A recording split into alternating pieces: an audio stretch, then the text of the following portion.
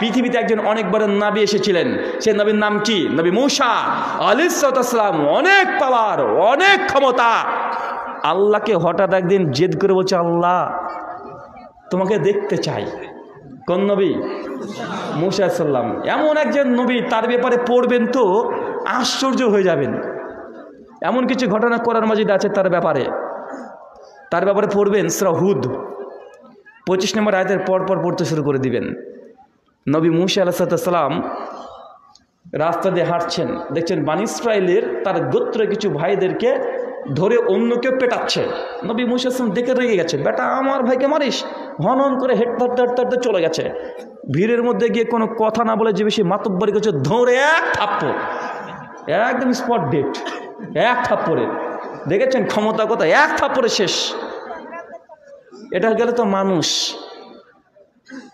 সহিহ বুখারী 1387 নম্বর হাদিস, আল্লাহ সুবহানাহু ওয়া তাআলা মালিকুল মউত মৃত্যুর ফেরেশতাকে বলছে, যাও মূসার হাত শেষ হয়ে গেছে, তার রূহটাকে কবজ করে নিয়ে চলে আসো। আচ্ছা ঠিক আছে, কোনো সমস্যা নেই। মালিকুল মউত চলে এসেছেন মূসা আলাইহিস ঘরে। মূসা গেলে হাকিমের আরও অংশে এসেছে। দেখছেন যে মালিকুল মউত মূসা আলাইহিস সালাম ঘুমাচ্ছেন, আর তিনি ঢুকে যান সালাম না দিয়ে। কে কথা বলেন? মৃত্যুর ফেরেশতা, আপনার ভাষায় আজরাইল ফেরেশতা। আজরাইল ফেরেশতা ঢুকে গেছে মূসা আলাইহিস সালামের ঘরে, সালাম দেয় নাই, গিয়ে পায়ের নিচে বসে আছে। গোতাগতি শুরু করে দিয়েছেন, মানে ডাকছেন এখন রূহ কবজ করবে। সঙ্গে সঙ্গে মূসা আলাইহিস সালাম ঘুম থেকে উঠে দেখছে সামনে ফেরেশতা দাঁড়িয়ে। ঘুম থেকে উঠে মেজাজ হয়ে গেছে খারাপ, এক থাপ্পড়। আবার কাকে মেরেছে বলেন দেবা? মালিকুল মউতকে মেরে দিয়েছে এক থাপ্পড়। যখনই থাপ্পড় মেরে দিচ্ছে, মালিকুল মউতের চোখটা বেরিয়ে নিচে গড়া করে খেলতে শুরু করে দিয়েছে। ভেঙে দৌড় আল্লাহর কাছে।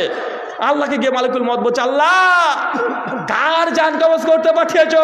আরে দেখাও সারা, মারাও সারা, সেকেন্ড সময় দিন, কার কাছে পাঠিয়েছো? আল্লাহ তখন বলছে, কি সমস্যা এই ব্যাপার? অনেক ঘটনা। তার মানে আপনাকে বোঝাচ্ছি, মালিকুল মউত এত বড় জলিল কদর একজন নবী, ফেরেশতাকে মেরে অন্ধ করে ছেড়ে দেয়। মানুষকে এক থাপ্পড় মারলে অজ্ঞান হয়ে যায়। আজকে যে আমরা 50 ওয়াক্ত নামাজ পড়ছি না, কয় ওয়াক্ত পড়ছি? 5 ওয়াক্ত। এটা কার বরকতে? মালিকুল মূসা আলাইহিস সালাম আসমানে আল্লাহ নবীকে বলেছিলেন যে, নবী আপনার উম্মতকে কত নামাজ দেওয়া হয়েছে? তো বলছে 50। মূসা আলাইহিস সালাম বলছে, ইরজি, যান ঘুরে যান, ইলা রাব্বিক, রবের কাছে যান, নামাজ কমিয়ে আনেন। বারবার আসমানে মূসা আলাইহিস সালাম আমাদের নবীকে পরামর্শ দিয়েছেন যে আপনার উম্মত 50 পারবে না, যান কমিয়ে আনেন। মূসা আলাইহিস সালামের পরামর্শ আল্লাহ নবী বারবার আল্লাহর কাছে গিয়েছেন আর নামাজকে কমিয়ে এনেছেন। সেই মূসা আলাইহিস সালামের জন্যই আজকে নামাজ আমরা 5 ওয়াক্ত পড়ছি। 50 ওয়াক্তের সওয়াব আমাদের আমলনামায় লিখে দেওয়া হবে। সহিহ বুখারী 349 নম্বর হাদিস থেকে প্রমাণিত হয় যে নবী মূসা আলাইহিস সালাম এত বড় একজন নবী, মানুষকে মেরে দিয়েছে। আল্লাহর নবীকে আসমানে গিয়ে মাতব্বরি করেছে, আল্লাহর ফেরেশতাকে মেরে অন্ধ করে দিয়েছে। হঠাৎ বলছে, আল্লাহ তোমাকে দেখবো। কেউ আর বাকি আছে? ফেরেশতা হয়েছে, মানুষ হয়েছে, নবীও হয়ে গেছে, বাকি কে আছে? এবার আল্লাহ আছে, আর কেউ আছে? নাই। বলছে আল্লাহ তোমাকে দেখবো।